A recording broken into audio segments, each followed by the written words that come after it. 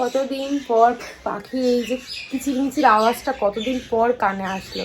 পাহাড়ে গেছিলাম তাও কিন্তু এরকম কিচিরমিচির শুনতে পাইনি। আশেপাশেই কোথাও হয়তো আছে। যাই হোক, good morning, welcome to our channel. আশা করি তোমরা ভালো আছো, আমি খুব ভালো আছি। বাজে এখন 9:25, ব্লগটা শুরু করছি।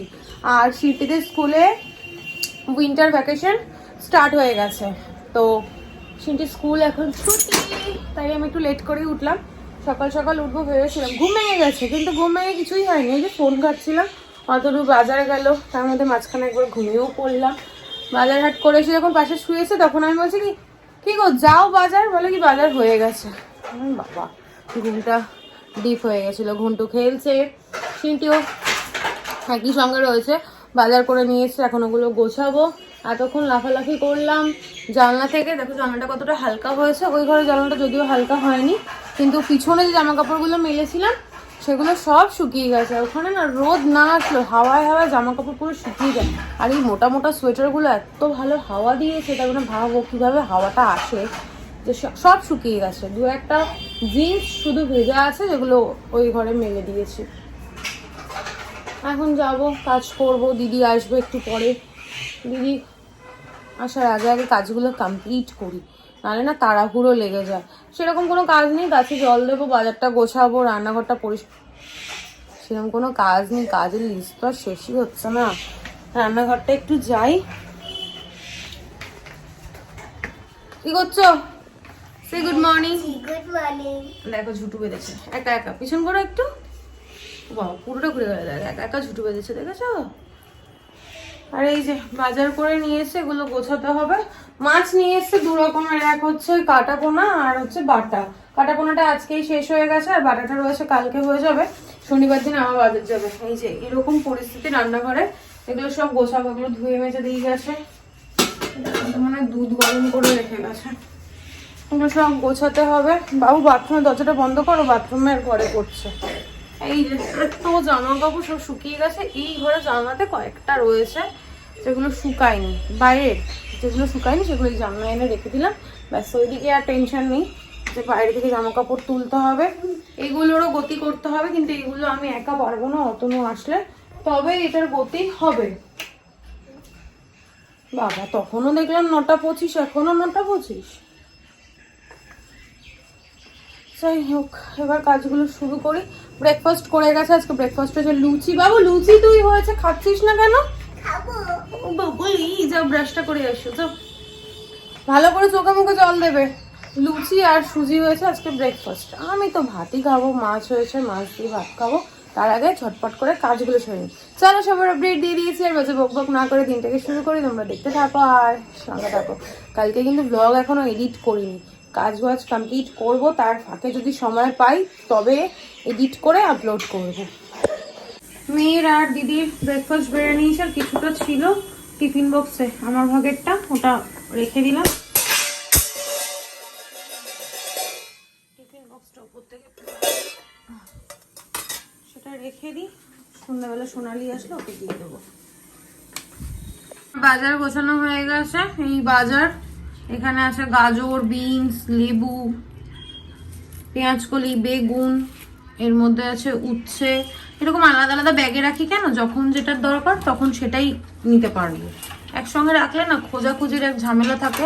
পটল, ভেন্ডি, ফুলকপি, বাঁধাকপি, কড়াইশুঁটি, এটার মধ্যে কোনো লঙ্কা, ধনেপাতা, আলু, আদা, এই হচ্ছে আজকে বাজার। এটাকে বেঁধে রেখেছি কারণ এটা তককে তককে রয়েছে। ও এই যে টমেটো নিয়ে এসছে, টমেটো নিয়ে এসছে, দেখো সব নরম নরম কিরম সব। এটা শুধু তককে তককে আছে, কখন একটা ছো মেরে নিয়ে যেতে পারে। এটাকে বেঁধে দিয়েছি। গনু, আমি গুছিয়ে নি, তারপর তোমাকে ছেড়ে দেবো। হ্যাঁ বাবা, এটা চুলকে নি আগে আমি। আজ যে এখন 11:10, ঘড়ির টাইমগুলো না ফাস্ট হয়ে গেছে। এই ঘড়িতেও 11:15, বাইরের ঘড়িটাতেও 11:15। কাজ বাজ মোটামুটি হয়ে গেছে, আমার কাজ বাকি। দিদি গেলে পরে খাওয়া দাওয়া করবো। দিদির, মেয়ের, অতনু সবার হয়ে গেছে। ইভেন বোবো, মিঠিকে আজকে সকালবেলা দিয়ে গেছে। ওই যে মিঠি রানী কালকে দিয়ে যেতে পারেনি, কারণ যাদের বাড়িতে রেখেছিলাম তাদের না ছাদ আছে, ছাদের মধ্যে সব পাখি রাখে, কিন্তু ছাদের সিঁড়ি নেই, মই দিয়ে উঠতে হয়, ওই জন্য রাত্রেবেলা ওরা ছাদে ওঠে না, ওই কারণে দিয়ে যেতে পারেনি। গা হাত পা ব্যথা করছে। তারপর খাওয়া দাওয়া করবো, ব্লগ এডিট করব, আপলোড করব, তারপর ডাস্টিং করে ঘরটার মধ্যে স্নান করব। ও তার মাঝখানে আরও একটা কাজ আছে, জামা কাপড়গুলো ভাঁজ করতে হবে। ওগুলো সন্ধ্যাবেলা বসে করলেও অসুবিধা নেই, কারণ সন্ধ্যাবেলা আমার কোনো কাজ থাকে না, তখন করলেও কোনো অসুবিধা হবে না। এখন একটু এডিটটা নিয়ে বসি, তারপর দিদির হয়ে গেলে পরে তারপর একবার নিশ্চিন্তে কাজগুলো করব। তাহলে আবার গেট দিতে যাও, নামো, চলো আবার পরে দেখা হচ্ছে। চোখ মুখটা কেমন বসে গেছে না, আর না আমি ওয়েট করতে পারছি না, আমার প্রচন্ড খিদে পেয়ে গেছে, তাই ঠাকুর ঘরে লাইটটা নেভাতে আসলাম। এই দেখো এত জামা কাপড় ভাঁজ করতে হবে, কিছু এখনো শুকায়নি, ভালো লাগছে না। দিদি এখনো যায়নি, হয়নি, মানে হাত মুখ ধুচ্ছে, ফ্রেশ হচ্ছে। আর এই নেল পলিশটা আমি কিনেছিলাম কল্পতরু থেকে ঘুরতে যাওয়ার আগে। কেমন লাগছে গো? ভালো লাগছে? আমার যদিও ভালো লাগছে না। চলো তোমাদের সঙ্গে যেই কারণে ক্যামেরাটা অন করলাম, লাঞ্চটা শেয়ার করে দিই আর আমি খেয়েও নিই।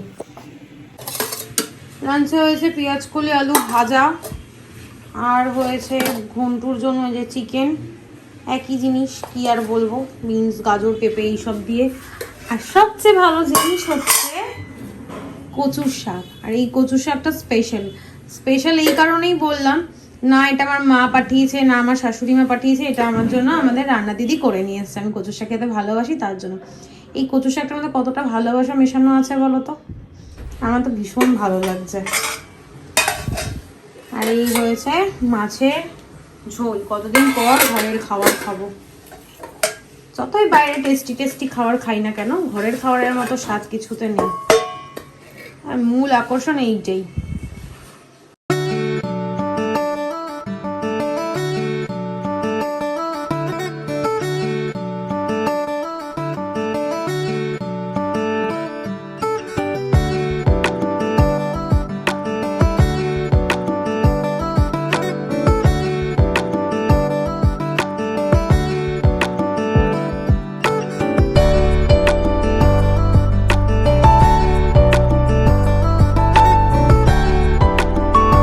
বাজে এখন 4:20, স্নান টান করে ফ্রেশ হয়ে নিয়েছি। শীতকাল মানেই না স্কিনটা কেমন ডালনেস, ড্রাইনেস, কেমন একটা বিচ্ছিরি লাগে। আর সোফাটার অবস্থা দেখো, বসার একটুও জায়গা নেই। আমি সব জামা কাপড় ভাঁজ করে করে ভরে রেখেছি। অতনু এসছে, এসে আবারও বেরোলো। ঠাকুরের মিষ্টি আনতে ভুলে গেছে, ফুল এনে রেখে দিয়ে গেছে, মিষ্টিটা আনতে ভুলে গেছে, মিষ্টি আনতে গেল। আর মা খাবার পাঠিয়েছে, কি পাঠিয়েছে পরে যখন খুলছি দেখাচ্ছে এর মধ্যে আছে। আর সিনটাকে কখন থেকে বলছে ঘুমা ঘুমা, ও ঘুমিয়েছে, ঘুমোচ্ছে। আমি এখন একটু রেস্ট নেব, কারণ খাওয়া তো আমার হয়ে গেছে, এখন আর কিছু খাওয়া দাওয়া করবো না, জল খাবো, শুয়ে পড়বো। তো চলো আবার পরে দেখা হচ্ছে। অতনুকে বললাম আসার সময় ঠাকুরের যখন মিষ্টি আনবে, কি যেন নলেন নলেন বলে, নলেন গুড়ের রসগোল্লা নিয়ে এসো। ব্যাস দেখি আনলে দেখাচ্ছি। আমাদের বাড়িতে তেল মশলা ছাড়া রান্না খুব কমই হয় না বললেই চলে। আর মায়ের হাতের কয়েকটা রান্না তেল মশলা রান্না খুব ভালো লাগে। যেমন এই তরকারিটা দেখো, এর মধ্যে অনেক রকম সবজি আছে। ক্যামেরাটা আবার কোথাও ধরলাম, অনেক ধরনের সবজি আছে, গাজর, বিনস, ওকে একটু আদর করে সব রকম সবজি আছে। ঠাকুর বিষয় আলাদা করেছো? মোয়া এনেছো নাকি? তো এই পাতলা ঝোলটা আমার খুব ভালো লাগে, খুব একটা তেল মশলা ছাড়া রান্না আমার ভালো লাগে না। আর এই হচ্ছে মিষ্টি গুড়ের, শীতকালে এই গুড়ের মিষ্টিটা খেতে যা লাগে না, আমি মিষ্টি খুব একটা ভালো খাই না, কিন্তু এই মিষ্টিটা খুব ভালো খাই। আর আমাদের এখানে কল্পনা সুইট খুব নাম করা একটা দোকান, এখানকার মিষ্টি না দারুণ খেতে হয়। সিনটির জন্য এই যে মনোহরা এটাকে বলে। এটা মনোহরা? হ্যাঁ, ও আমি তো জানি না। এই যে মনোহরা। চলো পরে দেখা হচ্ছে। গুড ইভিনিং, বাজে এখন 7:35। গলাটা কি বসে গেল না ঘুম থেকে উঠলাম বলে? ঘুম থেকে উঠলাম কি, অনেকক্ষণ উঠে গেছে, তখন শুয়েছিলাম, উঠতে ইচ্ছা করছে না। শীতকালে কম্বলের তলায় যদি একবার ঢুকে যাওয়া হয় তারপর বেরোতে ইচ্ছা করে না, সেটাই এখনো শুয়ে রয়েছে। সিন্ডির আন্টি আজকে আসেনি, একটু মিসআন্ডারস্ট্যান্ড হয়েছে। তার কারণ হচ্ছে ও ভেবেছে আমি ফোন করব ফিরে, আর আমার মনে আছে যে আমি ওকে বলে গেছি যে আমি তো বুধবার দিন ফিরবো, তুমি বৃহস্পতিবার দিন থেকে পড়াতে এসো। তো সেই কারণে একটুখানি মিসআন্ডারস্ট্যান্ড হয়ে গেছে, ওই জন্য গেল না, ফোন করলাম, বললো দিদি কাল থেকে আসবো। হ্যাঁ ঠিক আছে, সেটিকে একটু পিডিয়াশোর করে দিই, কারণ ওর গলাটা ব্যথা, কাশি, তো ওই জন্য একটু গরম গরম দুধটা খেলে পরে তাহলে হয়তো একটু আরাম লাগবে, ওই কারণে পিডিয়াশোর করে দিই। আর আমি তাড়াতাড়ি উঠে পড়েছি, কারণ এখন পড়ে পড়ে ঘুমোবো, রাত্রেবেলা ওই প্যাঁচার মতো জেগে থাকবো, ওই কারণে উঠে পড়লাম। আমি শুয়ে থাকলে তো বেশ ভালোই লাগছে, কিন্তু শুয়ে থাকলে তো আবার রাত্রেবেলা অসুবিধা হয়ে যাবে, তাই জন্য লাইটটার জন্য কেমন লাগছে। যাই হোক, এই বাচ্চাটা ওইখানে ঘুমোচ্ছে, সব খেলনা খেলনা ঘুরিয়ে রেখে দিয়েছে। আর কি, এখন সন্ধেটা দিই, পুজো দিয়েছে। এই যে আজকে সিংহাসনটা দেখো কি ভালো লাগছে, ঠাকুরের গলায় মালা, সিংহাসনে ফুল, নলেন গুড়ের সন্দেশ নিয়ে এসছে, মিষ্টি আনতে বলেছে না, সন্দেশও নিয়ে এসছে। অ্যাকচুয়ালি কি হয় জানো তো, এই যে পুজোর পর সন্দেশটা ফ্রিজে ঢুকিয়ে দেবো, ব্যাস ওটা আর খাওয়া হবে না। এখন একটু চোখে মুখে জল দিই, দিয়ে পুজোটা সন্ধেটা দিই। মিষ্টিটা অতনু বলেছে কি ফ্রিজে একদম রাখবে না, আমি এসে খাবো, ফ্রিজে রাখলে না একটা টেস্ট নষ্ট হয়ে যায়, ওই জন্য ফ্রিজে রাখতে বারণ করে। চাই চলো এখন ফটাফট ফ্রেশ হয়ে বাবুর খাওয়া দাওয়া রেডি করি, তারপর সন্ধ্যা দেবো। তারপর আর কোনো কাজ নেই। আর সোফার উপরে জামা কাপড়গুলো আছে, তোমাদের দেখিয়েছি, পুরো ভরে রয়েছে, এগুলোকে ভাবছি গুছিয়ে রাখবো, আর নয়তো একবারে রবিবার মতন হেল্প করবে তখন।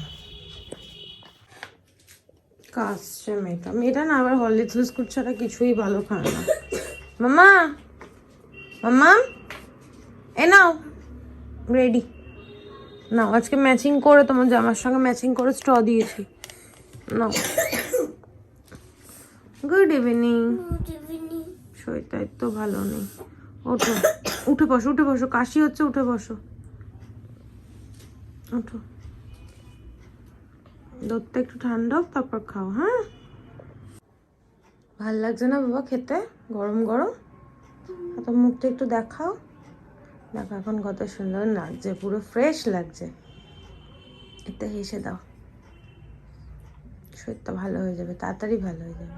খেয়ে নাও, আর বিস্কিটটা ডুবিয়ে খেয়ে নাও। বাজে এখন 8:30, নাইটে স্কিন কেয়ারও হয়ে গেছে, সমস্ত কিছু হয়ে গেছে। আমারও খিদে পাচ্ছে, ওই জন্য একটু লুচি বের করে রাখলাম, সকালবেলা যেটা কন্টেনারে ভরে ফ্রিজে রেখে দিয়েছিলাম ওটা বের করে রেখেছি অনেকক্ষণ আগে, আর গরম করবো না, এটাই খেয়ে নেবো। আর ভাল লাগছে না, ঘর মুছলাম, বাইরেটা মুছলাম, সন্ধে দিলাম, সিঁড়ির খাবার করে দিলাম, নিজে ফ্রেশ হলাম, টুকটাক যে কাজ ছিল সেটা করলাম, ডাস্টিং করলাম। খাটের হেডবোর্ডটা না একটু ধুলো পড়লে যেন মনে হয় কি কতদিন আমি পরিষ্কার করি না, সিঁড়ি এখন ফ্রেশ লাগছে। শিনু বলে এখন আমার করার মতো কিছু নেই, আবার অতনু আসলে পরে একসাথে ডিনার করব, ব্যাস। চলো আমার পরে দেখা হচ্ছে। ওষুধ খেতে হবে, তুমি একটু ওষুধ খাবে নাকি বাবা? একটুখানি